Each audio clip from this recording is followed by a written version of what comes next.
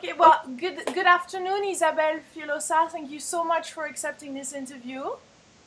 Hello, everybody. I'm so glad. Yeah, I'm so glad to be able to meet all this public, American public. Yeah, and it's so great that I get to speak with you in English. I know this is not your first language, but thank you for accepting this, because your books are a treasure of information on the heart, on the intelligence on the heart, on relationship, and I'm very grateful that you're here with us speaking in English. Thank you. I know it's not an easy one. Thank you. So, and I'm going to add to that the fact that I'm going to ask one existent question, at least I think a lot of human beings have in their mind, is how can we be happy? What do we need to be happy in life? What do we need to be happy? That's really a great question. In fact, perhaps we have first to stop to identify ourselves to a suffering person. Sometimes we like to be a victim, because when we are a victim, then, we don't get too much responsibility, and we get help from others, consideration, people look at us, protect us, and we fetch to the suffering. So perhaps we have to stop that, breathe, learn to breathe. This is really one main thing in order to be happy. Remember to breathe. Only breathe and be aware of body sensations. In fact, being happy has nothing to do with external things. Of course, it's easier when you have money, when you have a beautiful house, when you have a good job, when you have everything. But in fact, really happiness is inside. You can feel happy if you are doing what you feel is going to your values. When you stick to your own values, even if it's a real hard work, you feel happy inside. And also, you feel happy when you meet people you like, when you love, when you're open to love. So we have to, in order to be happy, we have to grow on two main directions. Either one, realize oneself, realize his values, and also be in contact. But for that, we often have to heal our childhood. Yeah, because we learn how to identify with the outside, and that's how we're raised, aren't we? So you're saying we have this false identification. We're actually identifying ourselves to something that is not our real self. Is that what you're saying? It's not really a chosen self. It's an automatic self, somehow. Our parents raised us in a certain way, and we heard all the messages they sent to us, parents and also teachers and also other children at school, other children around us in our childhood. And from all what we've experienced in our childhood, we defined an identity. And this identity we stick to. But in fact, it has no more reality. It's only the sum of experience and sum of habits. So in order to get more freedom, we have to look back at our childhood and see what did I really experience? What happened with me? When I got this message from my parents, or I understood life was this and this, but perhaps it was not. Perhaps now, looking at it with an adult view, I can understand better what happened and re-choose and choose another way. And in fact, my real identity has to be founded on my values. So an adult will choose his values and say, my identity is where I want to go. My identity is where I aim to go. I aim at. It's not what I'm built from the past. Of course, I was built with all that, but with all what I have, now where do I go? But the future is quite uncertain, though. So how can we build our values in the future? No, it's an interesting concept. The future outside is not sure, but my internal future is sure. I mean, I construct inside myself. So I can say, for example, I decided that what I really want is to give more wisdom into the earth, or give more love or something. And then every path, every step that I take, I can think, what do I do? How do I deal with this situation in front of me? So I have this situation, I can act this way, this way, this way. We always have lots of different options. In fact, generally we think we only have one, and we're automatically obliged to do something. But in fact, really, we have the freedom. And this freedom is, how do I act? And instead of asking myself, is this way good or bad? That's the way we think. Is this a good way for me? Is this a good way for my... So that's not a good way of being happy, I think. The thing is, the path depends on what I choose to do more. If, for example, I think that I need to incarnate the value of righteousness, of being right like this, I will act differently as if I need to and I want to spread more the value of love. So it's not that way is good and that way is wrong, but this way will help me to be straight with myself and will help me actualize my values or not. And that's the way we can think. But it seems that when some people that are righteous, they really say, like, I so want to be right that I cannot detach myself from being right. I mean, how do you go beyond this deep way of being every day from the beginning of your life? I mean, not the beginning, but from a certain point in your life, wanting to be righteous about something. I mean, how do you shift? Because I hear you, but it's hard when you're in that trance or whatever. But perhaps you're young, and when you grow older, let's see my white hair.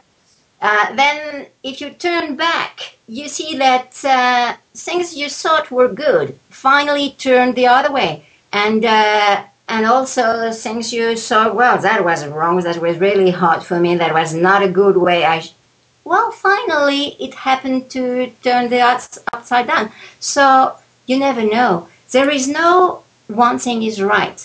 I mean, in life, there is no good and bad.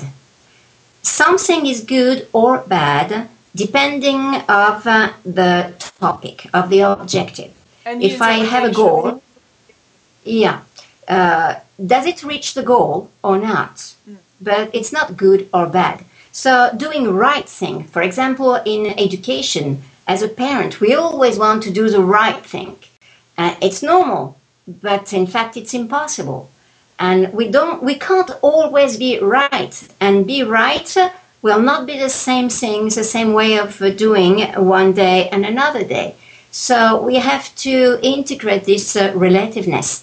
It's not, nothing is totally good, totally bad, nothing is right and wrong. But yet we have to deal with others, as you say. Some are parents, some people are in relationship, etc. So how can we read others how can we read others? Because that's another topic that you speak about, isn't it? Like how it seemed to me it was really important. Most of my books are turned to inside myself, understand what's inside me, understand my emotions, understand why I'm thinking like this. And my last book is about how to relate to other people. Because, it's really important. We are animals, human beings are animals that relate to each other. We live in groups, we don't live alone. So all our sufferings are usually are caused by other people. We suffer because this guy doesn't give us what we wanted. We suffer because this is frustration relationship. We suffer because it's not fair. So always it's in relationship that we suffer. So in this book, I try to explain a little bit how to decode what's happening for the other one. But in fact, we are all human. So as soon as we understand better what's happening inside ourselves, when we understand the difference between an emotion and a feeling, when we understand the difference between a real emotion and a learned feeling, then it's more and more helpful, and we can understand what's happening inside the other one in face, in front of you. Yeah. And so because we are confronted to this daily, and I definitely can see your point and how important it is. And it's funny because once you start coming from the heart, and you speak about that too, the intelligence of the heart, then I believe you start relaxing and just even laughing at others' crap, for lack of a better term. As long as it's un rire non ironique. Oh, as long as it's laugh. A warm laugh, I guess. A warm laugh, and not as long as it's not dévalorisant, dismissing the other one. It's okay. I think it can be a laugh of recognition within our old self for when you start living more in that other realm, like you don't identify with their emotions, because I think that's part of the suffering, and what you explain is that there sometimes we get ticked by that, but it has nothing to do with us. Yes, Lilou, that's very important. And in fact, the way to reach that is to stay in contact with oneself. In relationships, very often we're so focused on the other person that we just forget ourselves. We suffer because it's frustrating. We just react very much.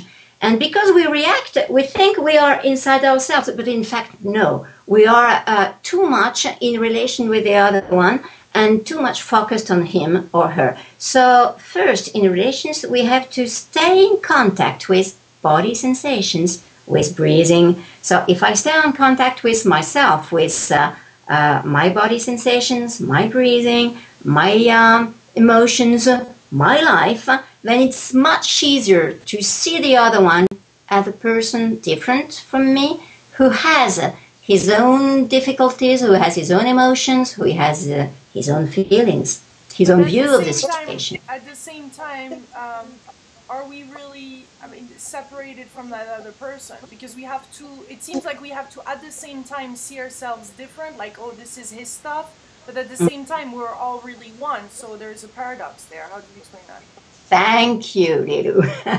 Because in the 70s, there was in psychotherapists, most of the people we saw were saying that's your stuff, it's not my concern. So that's only a first move, in fact. First, we stick too much, and then we separate too much. But I think it's a necessary step. So first, I say that's me, and the other one is separate. So I can see it's his stuff. But it's really important to take responsibility for the relation. And on the relation, I have an impact. And sometimes, and very often, the other reacts as he reacts, not only because of his history, his childhood, and so on, but because in the way I presented myself, in the way I asked him something, in the way I told him something, he felt hurt, he felt bad, he felt something. So instead, when somebody is arguing with me, instead of saying, well, that's your stuff, I don't take responsibility, no, I will teach to take me the responsibility. In fact, that will make us much happier. Because if I take the responsibility, then I have some power. If it's always the other one who's the wrong one, if it's always the other one, then I have no nothing to handle. I can't handle the situation. I just have to, well, okay, you're like this, I'm like this, and we're just separate. And now many people get separate, and well, this relation is not good enough, so I go to another one. But if we learn to really take the responsibility for us, what happened? So, in fact, we are different, but we are interrelated. And this is the top of emotional literacy. I like very much this concept of emotional literacy, and that's what I teach. I learned it from Claude Steiner, who is an American, but and I always stayed in contact with that. I like very much emotional literacy. That's all my work, in fact. And at first, in emotional literacy, you identify your emotions, you identify you identify the cause of your emotions, then you develop empathy, so you become more aware of what's happening for the other one, and then on top of that, you understand the interrelationship. So, what if he says that? Is it because I said this before? And what his feelings are related to his history, but perhaps my feeling are also related to my, and how both our histories come together and do this mess here. We don't know how to deal with that. And what I hear too is that when you take 100% responsibility in life, then you're actually creating the space for the other person to be themselves. So if we start from the fact that thinking like, okay, we're all related, then I can see that by taking 100% responsibility, you're giving that to the other person that can then show up in a different light. Is that what actually happens? Yes, because if you take your responsibility, then you do not judge. Most of my work is around the non-judgment. Being non-judgmental is really an essential thing, and it's not so easy. We tend to judge each time we hide an emotion. So if I take responsibility for my emotions, if I stay aware of myself, then I do not throw to the other one. I don't project my sufferings to the other one. So I don't judge him. And if someone is not judged, he's free. He can be as he wants to be. He has more freedom to be like he wants to be. So really, yes, it helps them grow much more. We now know the impact of judgment. If I think my boy is not good at math, he will not be good at math. If I think this guy is going to be this and this, well, he will. We don't have so much power that if we, well, it's true that sometimes our images, our judgments have the power to straighten a situation, but we don't have a overwhelming power on everybody, of course. But still, each judgment we have towards somebody will hurt him, increase the heart rate, will do something in the relationship.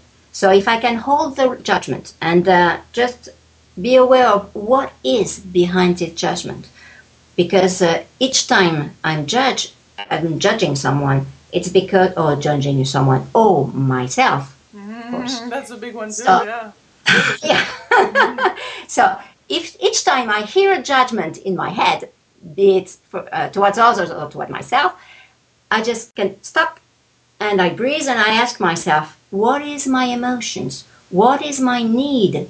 What are my needs behind this judgment? So each time I grow more in knowing myself, and I know more about my emotions, I know more about my needs, so I know more about me. So it's not only for the other ones that I have to stop judging, but for those to be able to grow. And from what I'm hearing too is that from if we just the love, if we just this is the power of love. I mean, this is the power of just the space can create miracle. Maybe we cannot, people try to manipulate others and impose and tell them you should be this and that, when in fact, as you say, if you see that person in a new light, then this person is going to be, with your love, start to transform naturally, and you have this trusting inside that the person can show up in a different light. Yes, and also it's important to remember that, well, sometimes people say, I want to love, so I go around and they are loving people, and love and love and love and love, but so much in love all the time that in fact they don't let any space for the other one. The other has no possibility to get angry at them, to because you're so loving, you know, so you can't really. So sometimes you can hide yourself behind love. So interesting. It's not a question of being a loving person. If I want to be a loving person, probably I'll be wrong, because I always need to have my image confirmed that I am a loving person. So I will expect people in front of me to congratulate me, to give me strokes about how good I am, how loving I am, and so on. This is all about image, and in fact, very often it's about protecting myself from deeper emotions that I don't want to see. So instead of trying to love people, we will reach a loving attitude toward the world and people by loving oneself. I had my master in Buddhism told me a really good thing. In a plane, when the plane is going, when you have a pressure or something, you have these masks that falls. And even if you are with a very small child, you should always put your mask on yourself and not on the baby first. Because if you put it on the baby first, then you cannot help him after. So first help yourself and put the mask on yourself. So in order to be to leave people free in front of me, first I have to put the mask on myself. So first I love myself. First my body sensations. First my breathing. First I focus on myself. Not in an egoistic way, but in order to be, I check first what's happening inside me. I check my emotions, and before I go to the emotions of other one. So even I see somebody crying, instead of rushing there and help him with handkerchief and so, no, first I breathe and I ask myself where I am, what's happening inside me. So I can be more disponible, more available for whatever he feels. Very good point. Thank you for pointing that out. Yeah, very, very important. And then just a last little thing before we finish here in English, and we're going to do another one in French, which I'm very excited about too. But just the last little thing about the intelligence of the heart. We're doing right now. I'm also the co-founder of the 100-day reality challenge. So it's over 4,000 people around the world that are people doing for 100 days the 100-day reality challenge, opening their heart, living in the space of open heart. What is that intelligence? Can you explain us what is your insight on the intelligence of living from the heart? As one of your books talks about in French, unfortunately. Yeah, intelligence of the heart needs emotional intelligence and relational intelligence. Emotional intelligence is about emotions. Understand my emotions and be able to discharge only the good emotions. In fact, 98 to 99% of what we call emotions is only emotional reactions, but it has nothing to do with a real emotion. An emotion is a physiological thing. It is not psychological. So we often mix the two, and we think that emotions are psychological. Feelings are psychological, but emotions are really a physiological adaptation of the body. So we need to be clear with our emotions and let them be in our bodies. And we have to understand all those feelings we have. Why do I feel like this? Why do I feel anger now as I'm threatened? That's not normal. If I'm threatened, I should be afraid, and the emotion is probably fear, but I am angry. It's because I learned to be angry in this type of situation, because I want to protect an idea of myself, not myself, but an idea of myself. So I have to, emotional intelligence is this, is to be able to understand what's happening inside oneself and inside others, of course. So emotional. And the other side is intelligence of relations.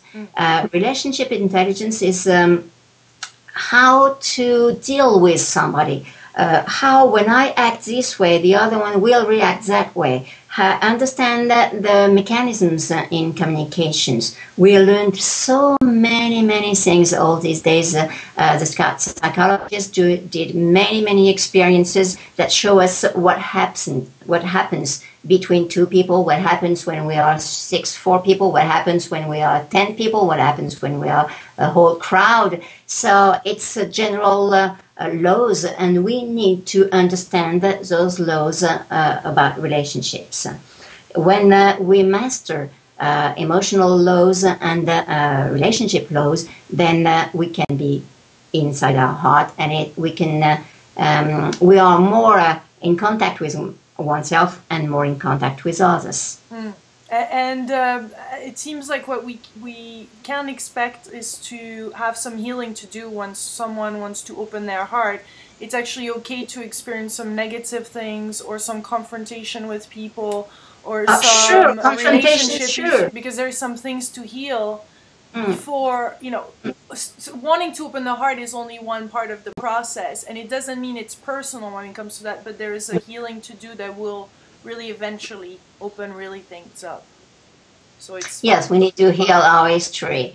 But you don't know me too much, but I really do not like this word negative. Nothing is negative or positive. Everything is relative.